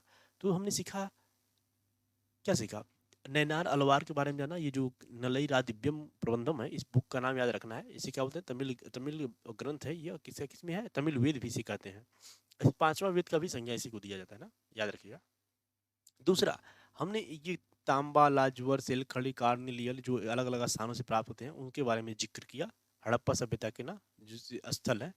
ओके, दूसरा, नागर शैली के बारे में हमने काफी डीप में डिस्कशन किया ना, मंदिर बना करके डीप डीप में डिस्कशन किया है। ओके, चलिए, नागर शैली, द्रविड़ शैली और बेसर शैली। अब देखिए, जो हमारा ये है, जिसमें हमने चेर शासक और चेर शक, सॉरी चेर शक और कुषाण जो ये वंश है ना, ये वंश कहाँ भी विकसित हुए, उससे संबंधित कहाँ से मतलब उत्पन्न हुए थे, उनके बारे में हमने डिस्कस किया यहाँ पे। ठीक है, और हम आगे चलते हैं। ये गुप्त काल में जो स्वर्ण काल कहा जाता है भारत का, उनके बारे में हमने काफी जिक्र किया, फाहियान आए थे, और स्वर्ण सिक्के को क्या बोला जाता, दिनार बोला जाता था। स्वर्ण सिक्के काफ़ी ज़्यादा इसमें निर्मित किए गए थे। इसीलिए तो और देखो जो हर्षवर्धन सॉरी समुद्रगुप्त ने काफ़ी ज़्यादा स्वर्ण सिक्के जाल चलाए थे, ठीक है। तो इसी के आधार पर इसे हम क्या बोलते हैं, स्वर्ण काल भी बोला जाता है। गुप्त वंश भी गुप्त संवत भी इसी समय चला था। जो हमारा ये पहला प्रश्न है इसको तो मैंने काफ़ी डीप में डिस्कस किया, और इसमें आई थिंक प्राचीन काल का जो सॉरी जो प्राचीन इतिहास है उसको काफ़ी ज़्यादा वर्गीकरण, पाषाण काल का मैंने काफ़ी वर्गीकरण भी इसमें कर दिया हूँ ना। अब अगर आपको अगर इसमें डाउट भी रहा होगा तो काफ़ी ज़्यादा क्लैरिटी मिल गया होगा, ठीक है। तो पूरा पाषाण काल, मध्य पाषाण काल और नव पाषाण काल। तो इस तरह आज का हमारा ये सेशन समाप्त होता है। आप अब यहाँ तक देख ही लिए हैं तो लाइक जरूर कीजिएगा, जिससे हमें मोटिवेशन मिलेगा ना, हम और इस तरह से और भी नॉलेजेबल वीडियो बनाएंगे, ठीक है। हालांकि इसमें मेरा जो वीडियो क्वालिटी है ख़राब है, इसलिए मैं अपने आप को दिखा के नहीं पढ़ा पा रहा हूँ। आपको देखेंगे तो इरिटेट फील करेंगे, बार बार कभी ब्लैक आएगा, कभी लाइन भाग जा रहा है, लाइट भाग जा रहा है, फिर अंधेरा हो जा रहा है, तो मुझे बार बार आना जाना थोड़ा अच्छा नहीं लग रहा है ना। तो ध्यान दीजिएगा, अब यहाँ तक आएंगे तो लाइक जरूर कीजिएगा ना, और सब्सक्राइब भी कीजिएगा, दूसरों को भी प्रेरित कीजिए सब्सक्राइब करने के लिए। आप जनरली जो क्या है, कुछ कॉमेडी वीडियोज वाले और अन्य वीडियोज को जैसे गान सॉन्ग वगैरह ऐसे लोगों को सपोर्ट करते हैं, तो ये तो हमारा एक एजुकेशनल चैनल है, तो इसे आप जरूर सपोर्ट कीजिए, ठीक है, सपोर्ट कीजिए, ठीक है। तो हम फिर अब इसी तरह के अन्य वीडियो में मिलते रहेंगे आपके साथ, ठीक है। तब तक के लिए पढ़ते रहिए, मस्त रहिए, बाय। हम फिर मिलेंगे नेक्स्ट वीडियो में।